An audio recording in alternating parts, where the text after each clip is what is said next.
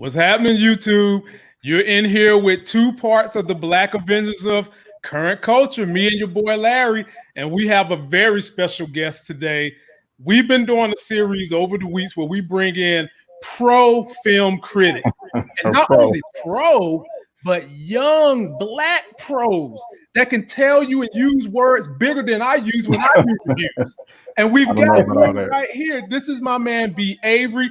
He's from the Just My Opinion Reviews channel. B. Avery, how are you doing today? I'm doing pretty good, sir. I'm doing pretty good. How are you, sir? We hanging in there, man. Larry, how you feeling today? Man, I'm doing everything. You know, every day that you live Rona-free is a good day. So, oh yeah, definitely. You know, I had a headache earlier and I got a little nervous thinking I got it. So I know every time you feel any little thing wrong with your body, you're like, wait, because I have asthma. So the second I start feeling myself wheeze, I'm like, is that the Rona? But that's all the time. So I have to keep reminding myself of that. And Lamar, thank you for that great introduction. I don't know about pro critic, but I do appreciate it. You know. Hey, look, brother, you done went past 20,000 subscribers on YouTube. That makes you a pro. Well, yeah, man, I like that. I don't like that. Nobody say we know the struggle being the African American on YouTube. We know the struggle, and to even get to 5,000 without quitting, it makes you a pro. Yeah. We just look forward to just networking with you, talking to you about your reviews. And one thing we would like to know is, tell us a little bit about what created this love or this background in film and TV shows that got you started doing YouTube. You know, I don't know. I mean, I've always loved, I mean, you probably heard people say this a ton of times before, but just ever since a child, I've always just loved going to the movies, whether it was with a group, my family, or just by myself. If my mom or dad were just to drop me off at the theater, I was just always having a good time. As I got a little bit older, I just got more interested and more curious on just how filmmaking is done, the entire process from beginning to end. Pre-production, filming, post-production, how much things cost, the movie, makeup, just all of that. So when DVDs started hitting the shelves, I want to say, like, was it 97, 98, 99? I think the first DVD I bought was The Replacements with Keanu Reeves? I think. I can't remember the exact actor. I think it was Keanu. Wasn't it Keanu? Larry. The Replacements, talking about the football movie, right? Right. Yeah, that was Keanu. It was that movie, because I think that's when the PS2 was out or whatever. Yeah. And I think that was the movie to where my dad was like, oh, this new DVD stuff, the picture quality is probably not that great. He saw us playing it, and that was the movie that made him go just replace all of our VCRs with DVD players. Anyway, I loved all the special features that they would put on the DVDs. I would watch those over and over and over again, just hearing the director, the actor, the executive producers, just on the filmmaking process, with also listening to the DVD commentaries or whatever. It's a completely different experience viewing the movie, but you just get a different take. And I just kind of just fell in love with that. But kind of just fast forwarding throughout the years, Facebook came around, and that's where my movie reviews started. It was 2009. The movie was Dragonball Evolution. I remember. By 20th Century Fox. Man, growing up, I was the biggest Dragon Ball Z fan. So when I heard that Fox was putting this out, I was ecstatic. Trailers came out. The trailers looked whack to me, but I was just like, man, I'm still just gonna go in and try to have a good time. Saw it, thought it was absolute garbage. Just horrible. Like, what are y'all thinking? You know what I mean? Like, it was just a big mess. I was highly frustrated, and that was my very first review that I ever put out to the public. I just want to, and back then on Facebook, like, was that like 2000? Well, when Facebook first, you couldn't put like a whole 3 pages on a Facebook status. It was on like a few lines, so you had to cram as much in as you wanted to, and that was kind of a challenge, and I liked that challenge. So I just came home one Friday night, vented about how horrible I thought the movie was. I got a lot of laughs. Everybody was like, "Great raving review, Brandon. I really do appreciate it. I can't wait for next week." And next week came, and I did it again. and I got a lot of likes and a lot of comments. Like, I was really entertained by this. Thank you. I saw the movie and you're spot on. And it just kept going on week after week. And people really just started telling me, I am not going to go see a movie until I hear your opinion of it. And I blew it off for like a year, maybe even longer than that. Just like not taking people seriously, but still just going to them. And I had to, I feel like I'm just, blabbing here, but no, you good. You good. Yeah. At the time, I had a job to where I was working Monday through Thursday. But I was off on Friday, the day movies come out, and I worked on Saturday. So what I would do religiously is just every Friday spend the whole day at the movie theater. I think the record I've seen was about 5 movies in one day. I would like time it with the previews and things of of that nature. And so let me ask, were you movie hopping? I was movie hopping. You were movie hopping. I love it. I'm not gonna lie to you. I was thinking about like, should I go ahead and spill that tea? You know what I'm saying? But hey, I mean, come on, we've all been there. I think So, oh yeah. Maybe I'll send the theaters a check one day to reimburse them.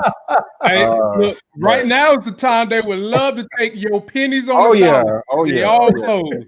AMC is struggling right now. Yeah, man, they are. Now let me shout out these people that super chatted real quick. I got a new feature for my super chatters. Let me shout out Buzz703.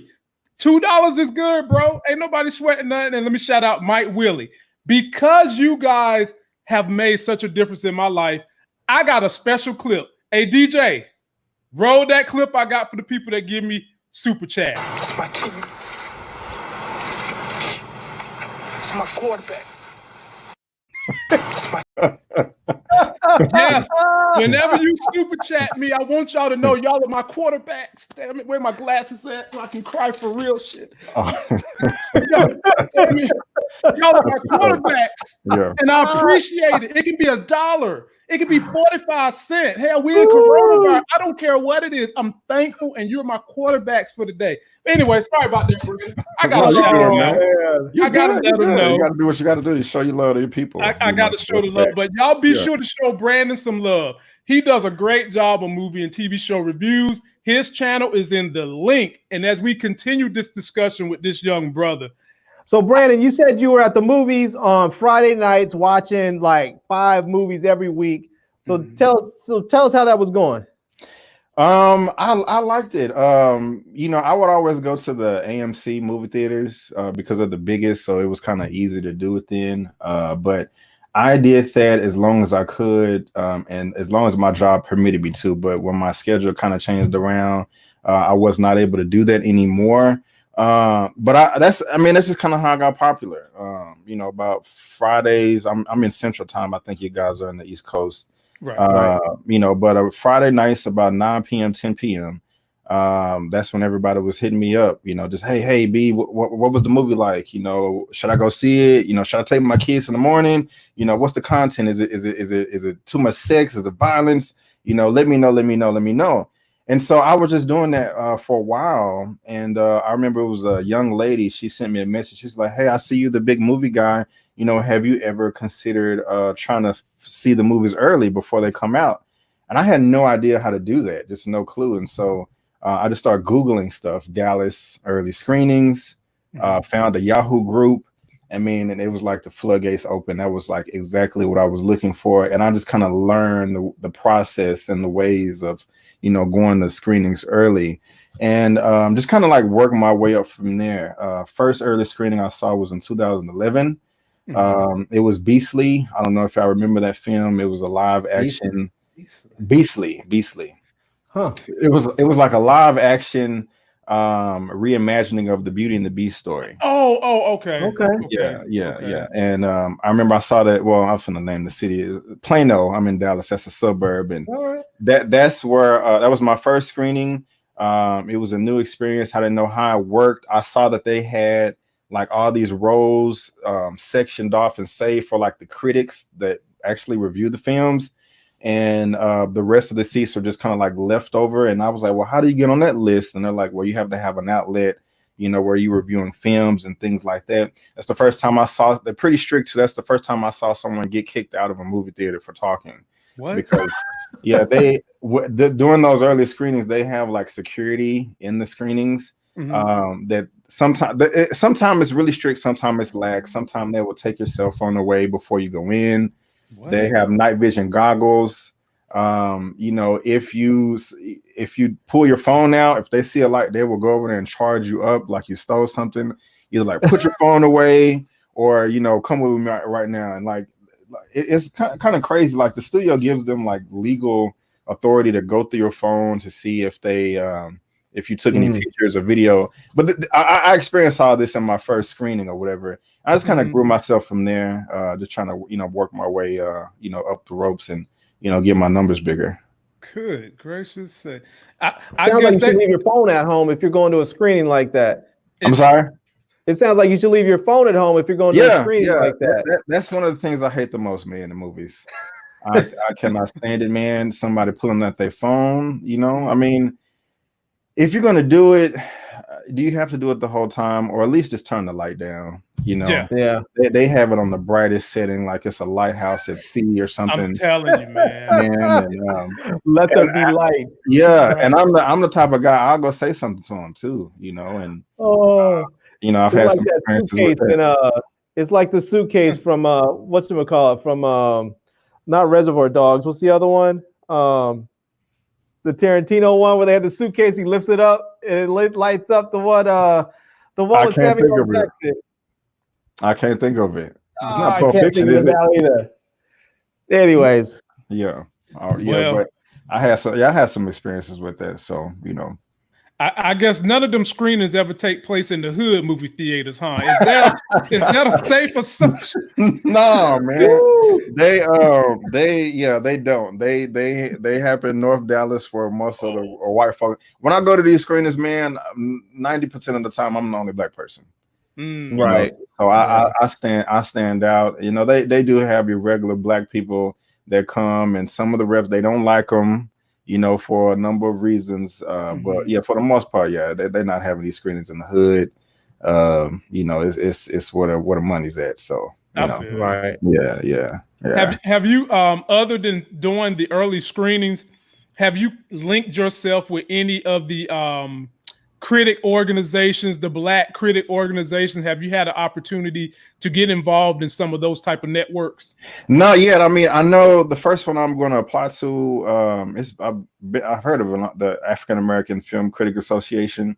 I mean, I'm a part of the Facebook group, but I'm not officially, you know, part of their campaign. I do plan on reaching out to them. I just wanted to get a little bit bigger first, because I still consider myself like a small fry.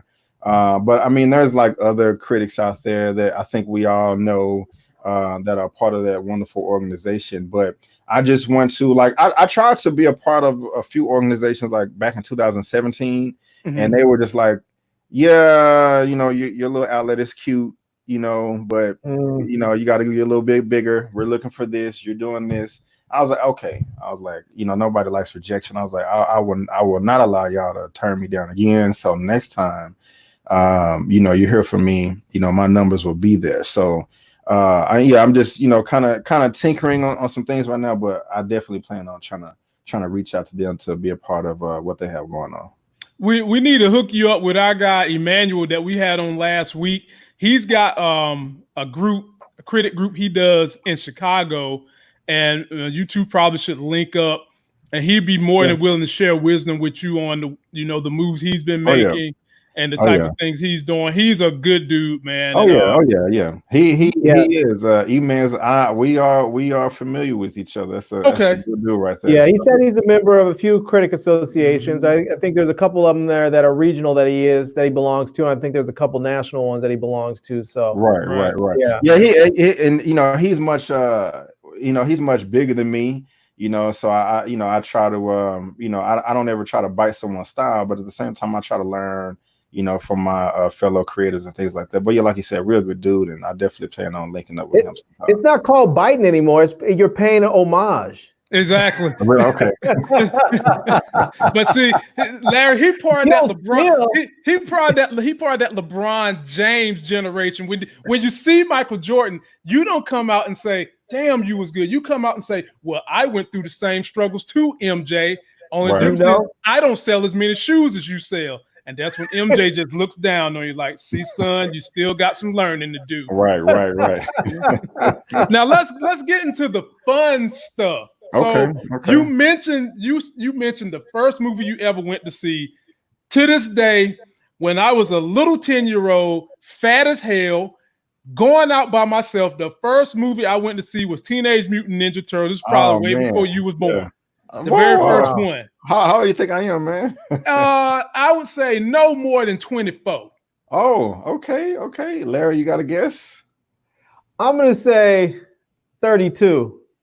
I will be 36 in July. All right. Well, you know what they say, good black don't cry. Yeah, man. I know? appreciate the compliment, my brothers. I appreciate the compliment. Look, man. Look, let me tell you something. I don't know what fountain of youth juice you drinking, but you need to bottle that shit up and sell it.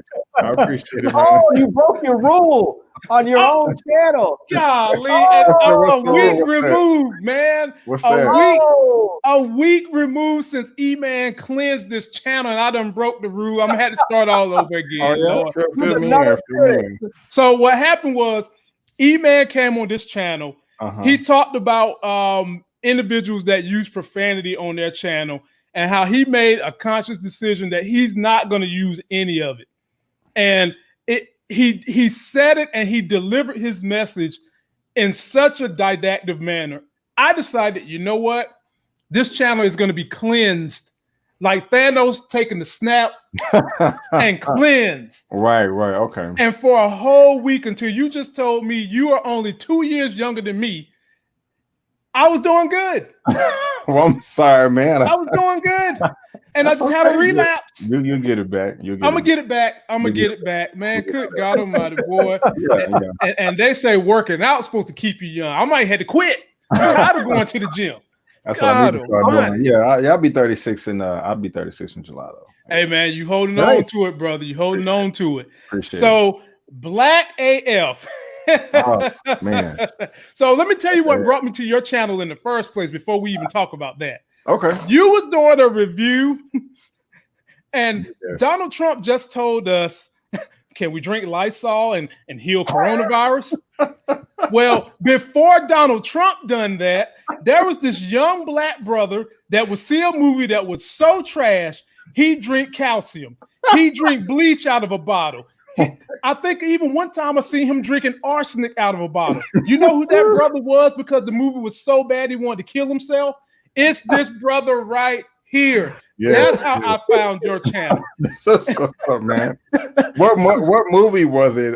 By the way, I'm curious. Harriet. Yeah, Harriet. Yeah, Harriet. Oh, thank God! Another person that was with me on that. Harriet. Yeah, he was with you on that, but he ain't with you on Black AF.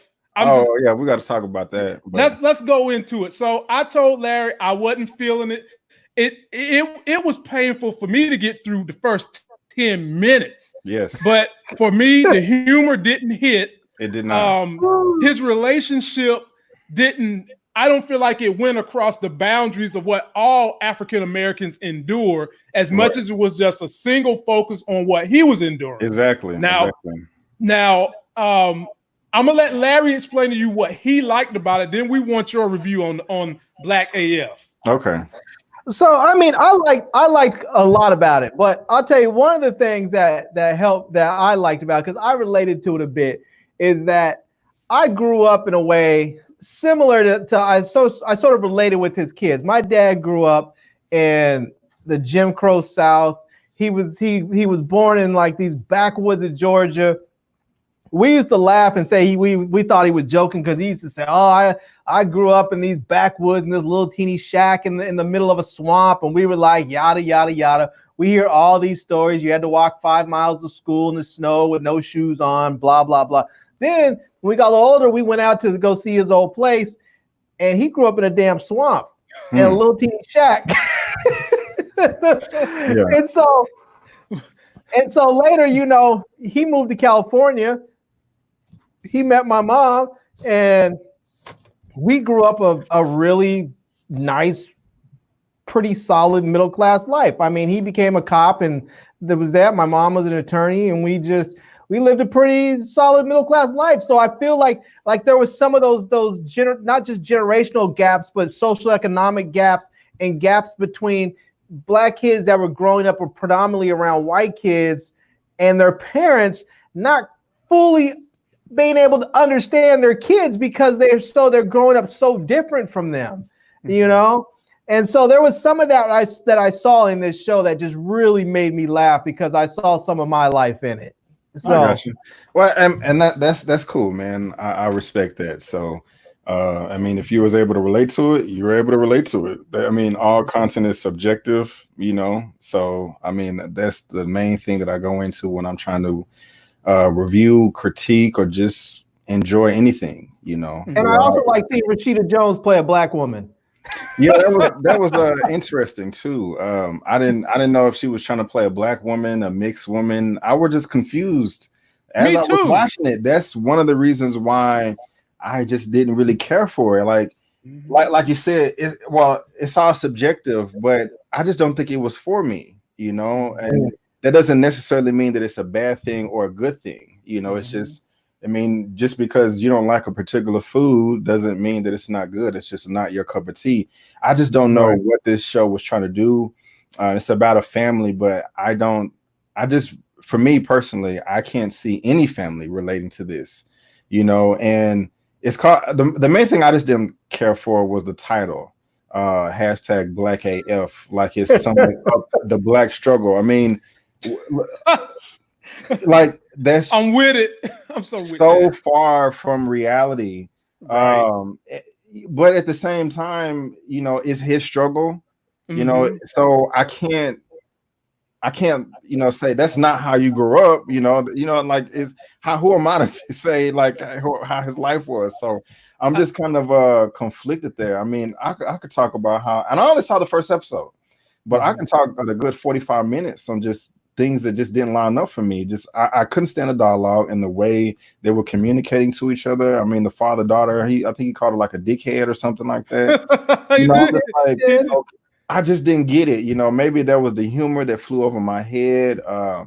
But yeah, it's just, see, this is the thing. I don't know how you grew up or where you grew up, but if you grew up around predominantly white, middle class and upper middle class families, you will find that a lot of their kids talk to their parents in ways that would probably have, you know, a lot of black kids probably murdered. You know, I'm one of them. Killed them and buried them in the backyard. But some of those kids, that's just the way they speak to their parents. You know, they call them assholes, they call them bitches, they call them all kinds of stuff. And the parents at times just say, "Oh, you're just mad. Go do something, whatever." It's a very different type of relationship, you know. Yeah, and I'll give you that. I felt and even like the title, like Black AF. Growing up in a place where I was one of only like maybe, you know, 7 to 10 Black people in our entire city. And out of those 7, 3 of them were from my family. 3 of those kids were from my family. And then maybe another 3 were from another family we were friends with, you know. But oftentimes you would hear white kids say stuff, or white people, "Oh, you're Black, but you're not really Black." Yeah. And so you start at some point, you start having to be like, I'm really gonna have to flex on these motherfuckers, you know. You just get intentionally Blacker. You start saying stuff like, you sit in high school in history class and they start saying stuff and you just start saying, "This is bull. You guys have no idea what you're talking about," and then start schooling the history teacher, and then your classmates are looking at you like, "What was that? What the fuck just happened?" You're basically giving them a lecture on Black history because you need to prove that you're Black as fuck, you know? Because you don't want anybody telling, especially some white kids telling you, "Oh, you're Black, but you're not really Black." You don't want to hear that shit. I think one thing that I mentioned and Brandon mentioned too is, you know, he's telling the story from the Black perspective of his story, being black as F in his perspective, which is not the walk I went through as a black person. And, God willing, I will go through the walk of being worth $75 million and being surrounded by a bunch of Anglos, because there's a situation where there's not a lot of us in that realm. But he has written stories. He has been a part of things where I felt like he touched more on the full spectrum. And I guess that's where a lot of people's disappointment come from, is because they was kind of anticipating or expecting he would go more full spectrum than just his personal experience as being black as you know what. Right. I agree. And one of the things that really bothered me is, and I'm going to answer your question that you said, you mentioned a second ago, Larry, about how I was brought up. Like, one thing I just really didn't like about the show and how it has to deal with me personally is I just feel that, he was begging for white people's acceptance just a bit too much. Just like, please see me, please understand, who I am, feel sorry for me. What do I have to do for you to like me? Now, I could be wrong, but that's just kind of, reading between the lines, the undertones. That's the vibe that I got. Me growing up, I grew up predominantly in white private Christian schools. I only went, I'm in Dallas. There's a small area called Oak Cliff, and it's considered the hood. That's where I grew up. But I was in this white, predominantly private Christian school with this expensive tuition around white people, majority of my life. I was only in like a predominantly black school, kindergarten, first grade, and fourth grade. Second and third grade, fourth grade to graduation high school, I was around majority white people. From fifth grade to my senior high school, we only had one black senior. One black girl in my whole school. So I was kind of sheltered and only around white people. And I'll go ahead and just say this live. I would, being around that and growing up thinking that, that like God is a white person. As a child, I grew up, like, hey, white people, I'm black, please try to understand me and accept me. I have to be honest. That's just how, I grew up. But as I got a little bit older, I purged that out of my system, out of my body, out of my mindset. But it really bothered me that we have this, I'm assuming he's 50-plus-year-old man that, hasn't made it to that point yet in his mindset. We're all at different points of our awareness, but it just really bothered me that I still feel, because he's telling his personal story, that he's just really begging white people to accept him and understand, who he is, instead of just not caring and just, living his life. I could be wrong in that assessment, but that's just kind of one of the things that hit me as I was watching it. And I agree with that. This is what I think. Go ahead, Lamont. I said, I agree with that, but I will say this. Once you get past the first episode, maybe into about the third, you might start seeing a little bit of a deviation from that. Everything you said, I felt like that in the first episode. And if you can stomach to get through the first two and a half episodes, he kind of deviates a little bit more to somewhat more full spectrum of what I think the black experience can be for all people, all shades, wherever you fall at. That's dope. And I keep hearing people say it, and I want to keep going because someone told me that there's an episode that has to do with Tyler Perry and him critiquing like how black people should critique other black people or something like that. Yeah. And that really interests me. So that kind of motivates me to keep going. Yeah, I was gonna mention that there, like where you were talking about how he seems very much seeking white people's approval, and to me, there's an episode with him and Tyler Perry where he directly addresses that subject, and he does say, yes, I do care about what people think about me, and Tyler Perry really chastises them and calls them out on it. Yeah. But I think as part of the show, he's doing that. But I think he's doing that in a sense where he's making fun of himself for feeling that way at a certain time. And I think the show in itself is his liberation of that. His show in itself is him saying, I no longer care what white people think about me, and I'm going to make fun of myself for ever feeling this way. I'm going to make fun of white people for making me feel this way. And the existence of this very show is his liberation from that mindset, I think. Okay. And so you feel like the whole show is just basically him being sarcastic? Yeah, I think the whole show is him It is an obnoxious version of some of the worst parts of him, and it is his way of saying, I acknowledge this about me, and I can deal with it and make fun of it and get rich from it at the same time. And I think that when he talks about some of the things about caring what white people think, I mean, let's be honest, we all do. We have to. As Black people, we have all at one time or another cared what white people think about us, because they predominantly, control things like money and they have the numbers, all kinds of stuff. So we I mean, just doing stuff like when we talk about code switching, when you go into a job interview and you speak a certain way in a job interview versus the way you speak when you're hanging with your boys, So we all care to some extent. And the part of the problem is that when we get to a point where we don't care, or when you have people out there that just simply don't care what white people or white culture thinks about them, and they just live their life to the fullest, oftentimes what happens is white culture sees that and they're like, that shit is dope, and they steal it. Oh Lord, Eminem. Yeah. But I feel that, Larry. I respect that, and I can say, just from you putting it that way, I'm motivated to kind of finish the series by the end of this week. So because that's really interesting. So I'm gonna try to push through it and fight through it. And this is one thing that I would say about this with him and his family. As much as people talk about they didn't like the way that the relationships were with some of his kids, and they were saying, think about like this.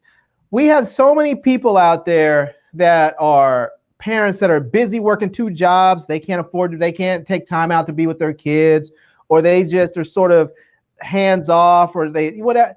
This dude is very, very solid in his dealings with his kids. I mean, the whole premise of this show is that it is a mockumentary that, but the point is that it will start off as a documentary that the second oldest daughter was creating, so that she can use it as her admissions film for NYU. Right. And as a father, he didn't just say, here's a credit card, go buy yourself a camera and some microphones and do whatever you're going to do.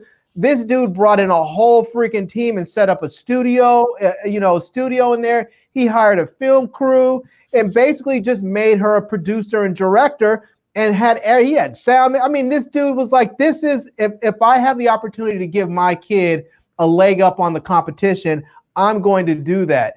And when you look at, he has one daughter that's at USC, a second daughter that's going to NYU, and the other kids are going to fine schools. I mean, these are things that any Black parent would love to do for their kids. I mean, let's just be real. If you have a kid and you have the opportunity to get them into the finest schools in this country, why would you not do that? Right on. And I would say in somewhat defense of just the way it made me feel. It just wasn't entertaining, not through the first couple of episodes. Right. However, I do understand. I don't want to fall into the category that me and Larry constantly talk about, where he falls into the Tyler Perry category, where he only makes content for us. And like Larry said, when you do the numbers of us in America, you can make a living off just supplying us. Right. But you try to diverse your portfolio. Exactly. And you want content to be made not just for us, but you want to be able to make something good that everybody likes. Exactly. And so I'm trying to be critical of how I approach Black AF, because I have these conversations with Larry about Tyler Perry pigeonholing himself. And some of his best work was when he ventured outside the realm and he did things that involved others too. And so I tried hard not to fall into that with Black AF. And I think one of the bigger issues for me was just the comedy. That type of comedy just didn't hit home with me. But like I said, fight through it, Brandon. Fight through it. Try to get to about episode 3. I will. Okay. I look at him, and it's not fair to make this direct comparison, but I looked at him on this show as sort of like a Black Larry David, where he's out there, he's saying what he wants to say, he's doing what he wants to do. He has enough money and enough power that people are just going to give him a pass. Like he's saying things that often a lot of us feel, but we just don't feel comfortable saying because we don't want people to dislike us. And he seems like he's sort of in a position where he's like, I don't really care if you like me because you still need me. Are you speaking of Tyler Perry or Kenya Barris? No, Kenya Barris. Okay. I mean, that's how because in the show he really comes off as sort of like a black Larry David, where he's sort of a dick, but he knows it. But that's part of the thing. I think that's the sort of the thing with Larry David too. Even with his show, I think they recognize who they are, and they're making fun of themselves during this show with them in there as themselves. They're making fun of themselves because they recognize this part about them. You know. That's cool. So now, Brandon, I'm gonna take you somewhere fun. Okay. I'm gonna get you out. I'm gonna get you out of the Super Soaker room, and I'm gonna take you somewhere fun. Okay. Let's talk Marvel now, baby. We gotta talk a little Marvel. Oh yeah. Everything has been pushed back, man. And Spider-Man has been moved back. Doctor Strange has been moved back, and we're talking MCU Phase 4 and Phase 5 coming up. For you doing what you do and loving this type of geek realm the same way I do, what are you most looking forward to from MCU Phase 4 or 5? Oh man, I would have to say Phase 4. It's a tie. No, well, to be honest with you, I'm gonna say Shang-Chi and the Legend of the Ten Rings. What? That's and then I had to say part 2 will be Black Panther 2. Yeah, you seem pretty surprised by that. As far as what I'm looking forward to the most, I'm looking forward to Black Panther 2. I'm worried about Black Panther 2, and I just say Shang-Chi, man, because I'm a big martial arts fan, and I was gonna say, yeah, I'm a diehard martial arts fan. I mean, I love martial arts movies and the MCU comic book adaptations. Those are my 2 favorite movies. So when you kind of put those together, I can't get any more excited. The reason why I'm kind of worried about Black Panther 2 is I don't know what they're going to be doing with the villain, because what options do we have here? We had Killmonger, and Ryan Coogler has expressed a number of times that he wants the Spider-Man villain. I have to interrupt you right quick, bro. Oh, go ahead. Killmonger was not the villain. Oh God, here we go. Okay. No, that's cool. You're right. You're right. I say Killmonger. Because even when I talk about him on channel, I never call Killmonger the villain, so I slipped. I'm gonna say he's the antagonist because he was my favorite character in that movie. I agree with him. The only thing I did not agree with him was killing like innocent children. He was like, I'm just gonna go kill some kids or something like that when he was talking about his plan. But no, I'm with you, brother. Antagonist. Let me okay. So let me quit harassing the guests, man. You're good. But it's like we had Killmonger as the antagonist, and we have Namor, the Submariner, who could be a villain, and also Kraven the Hunter. Well, Kraven the Hunter is kind of more of a Spider-Man villain, and that's kind of tied up with Sony, and so we don't know how much leeway they will allow him to, use in the MCU. And then Namor the Submariner, the thing about that is Marvel only owns the production rights, Universal owns the distribution. So right now, Marvel can't make a solo Namor movie unless Universal gets a big chunk of change of their profit. So as far as storytelling is concerned, Coogler is probably dancing with, okay, like how much of Namor am I going to have to put in my movie? Because are we going to be introducing Namor in Black Panther 2? Or is he going to get his own movie and he's introduced that way, so I can have better storytelling of Black Panther? I just don't know. That's just what I'm thinking. And so, all those rights are going to Disney eventually, though, right? Isn't it? Wasn't that part of the thing that some of those rights were held up over a period of time, and eventually they're all heading to Disney? It just, I'm not too sure. It just depends on the studio. Like I know Sony has to make a Spider-Man film every 2 years. It has to be in production or the rights automatically go back. I know that if any other studio tries to buy Sony as a whole, they don't get Spider-Man 2, those rights go automatically go back to Marvel. As far as the Universal thing with Hulk and Namor, I'm just not sure. Now, Marvel's getting Hulk back. They're okay. They are okay. Well, yeah, I hope so. They said they're getting him back. Mark Ruffalo did an interview where he spilled the beans. Now, he's one of these guys, when he do interviews, he'll spill some real beans sometimes. Right. And they are in talks right now to do a solo Hulk film and a solo Hulk franchise. Really? Yep. And I'm thinking they've got to be thinking about something like that with Namor, because there's rumors swirling all around that they might be replacing Black Panther with his sister and have Namor become the black lead. Now, I think that's totally rumor. Now, I don't agree with that at all. I think that's totally rumor. But 0% chance happening. I don't see that happening. We know sure he's going to eventually become the Black Panther. At some point, we know that's going to happen. Yeah, it's just a matter of they're going to move up this. Are they going to move up the timetable on that or not? Right.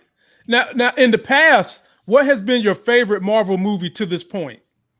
My favorite, because I have a difference between favorite and best. It has to be a tie between Captain America: Civil War and Black Panther. I'm all with that. I'm all with it. That airport scene at the end, and it was kind of in the middle of Civil War, was just like, just badass, and that was good. And then with Black Panther, just Killmonger. I mean, a dude is, I was feeling him in that movie. Yeah, man, I love me some Killmonger. We all was. How did you feel about Infinity War? I liked it better than Endgame. It's in my top 5 of the MCU. I remember when I first saw it in the theater, right where things were popping off with Wakanda. I was like, I feel like they're kind of rushing things a little bit. I mean, I love the movie. It was dope. I wanted just a little bit more action, just a little bit. But yeah, it's in my top 5. I was watching it the other day. I love it. Me too, man. It's definitely in my top 5. Yeah. So of all the movies you've seen in the last 5 years, and we're going to start getting you off that off ramp now, because we're not about keeping people up past their bedtime. Larry gets you in trouble if you let him. He'll go pull out a Rona and start drinking and have you up here till midnight. We're going to get you off this ramp, baby. But in the last 5 years, what do you feel like has been the worst movie to come out? And I definitely got to tell you mine. Oh man, the last 5 years, Harriet is one of them. I wish I could run through my reviews real quick. Grab that phone. Yeah, let me do that. Yeah, grab that phone. And while you grab that phone, I'll give you mine. Yeah, okay, go ahead. I'm gonna give you mine. The movie for me that I hated the most in the last 5 years was the very last Power Rangers that came out. Really? Literally, my wife said it looked like somebody stole my Christmas gifts. Oh no! The only thing that was good about that movie was Rita. That's it. I mean, they could have did a lot of stuff better, but I enjoyed it, man. No, I was disappointed. I was in there sad as hell, mad, frustrated. I came out and tripped over my own feet. I was so mad with that movie. I was hot. Bro, for real. My wife really thought that I had an out-of-body experience that had been changed with somebody the way I came out that movie theater looking, man. I was hot. Well, here's one. I don't know if you saw this review, but Acrimony. That was the first. That was watching Tyler Perry movies. Man, I gave up on him. I wanted to. I want to support him, but I just gave up. That's the one where the bleach bottle was born. That will always hold a special place in my heart. So the bleach bottle was born on the scene when they was on that boat. Yeah. Yes. Oh man. It was a horrible movie. So we got Acrimony, The Curse of La Llorona, Hellboy that came out I think last year as well. That was pretty bad. Yeah, that was pretty atrocious. That was terrible. Yeah, I'm trying to think, man. I'm going through this list right now. That's just I absolutely hate it. You Oh, think oh, you we, think we, I you think, go ahead. we can live with acrimony. Okay, yeah. That We can live with that. that was that was a new experience for me where I start a movie where the theater is full and when it ends, everybody's gone. That's happened to me before. I leave it around. It's like, where did everybody go? My man thought he was in a library by the You end know, of the movie. yeah, God. that was pretty bad. Larry, you got to tell us, Larry. Don't be over there holding back. What was your most hated movie in the last 5 years? Man, I'm looking through my list of movies I've watched to try and see because I've seen some bad ones, but I'm trying to see if I don't remember if it was in the last 5 years. I feel like it was older, but it was a movie called I think it was called Deep Blue or something like that. Oh my Lord. It was basically a movie for like an hour and a half where they were just treading water and somebody had a shark around them. And I was just like, this is the biggest piece of garbage. And you know what? I finished that movie only because I wanted to prove to myself I had the intestinal fortitude to sit through that level of garbage. Yeah. Man, that movie was bad. There was absolutely nothing that I could say about that movie. It wasn't even like you got any good eye candy because half the time you were just looking at people from their shoulders while they were treading water. It was garbage. Do you remember the shark in the movie? I remember hoping that he would hurry up and eat him.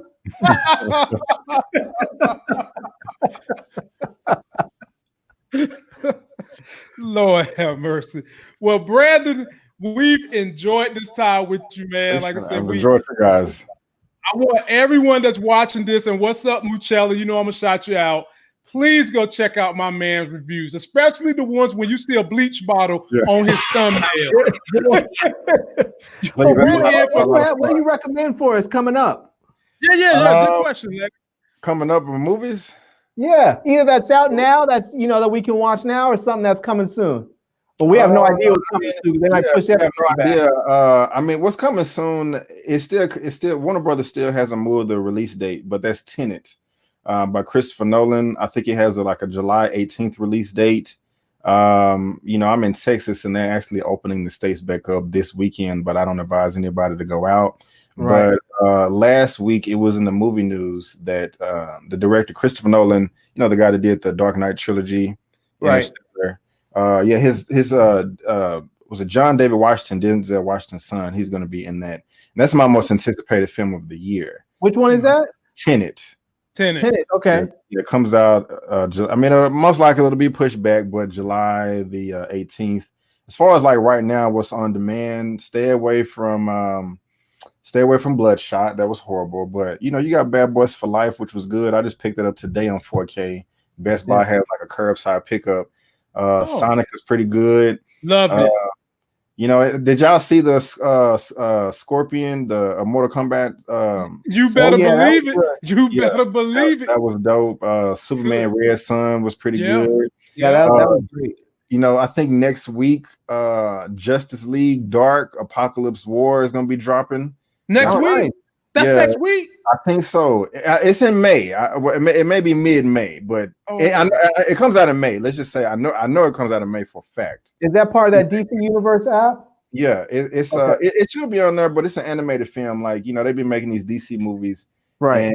And since like 2014, it's been one collective story. Right. It's supposed to sum it all up. It's supposed to be everybody. So this is the one with the Superman that was dating Wonder Woman at first, and they beat up Apocalypse and punched him back into the portal.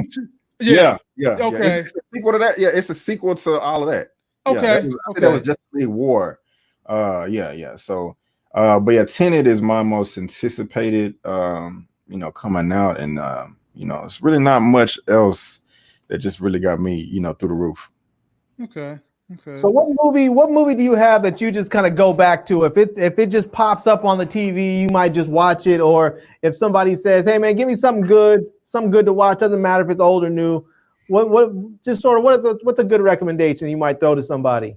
Well, any Samuel Jackson movie, but something that just what's weird is the Planet of the Apes. the newest Oh, yeah. version. Anytime, especially the first one where Caesar was a little baby, it doesn't matter if that comes on TV, whatever platform, I always start watching it. That's the one with John Lithgow, right? Yes. Mhm. Yeah. This may seem a little weird or obscure, but Forrest Gump. Yeah, I like that. Ain't That's nothing one wrong of my with that. favorite movies. Yeah. Ain't nothing wrong with that. Yeah, Shawshank Redemption. Yeah. Oh, yeah. Goodfellas. I mean, these are movies where I feel like I'll watch these like once a year. These are classics. Random Mortal Kombat, like what's still one of my it's a bad movie, it's a guilty pleasure, but I still love it. I was watching it the other day on Netflix, but one of my favorite scenes is when Sub-Zero is doing this right here with his arms. It's corny, but I love it, man. I love it. We all got one of them, brother. I would do it with them, and like I'm getting the power, and I just be geeking out. We all got one of them. Yeah.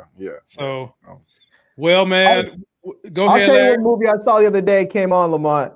What's that? It's super cheesy, it's super campy, but I loved it. Was Big Trouble in Little China. I've seen that one time too. This guy. And did you have a Rona to go with that? Oh man, I think I might have been drinking a little bit of wine or something, but it was hilarious. It's a funny movie.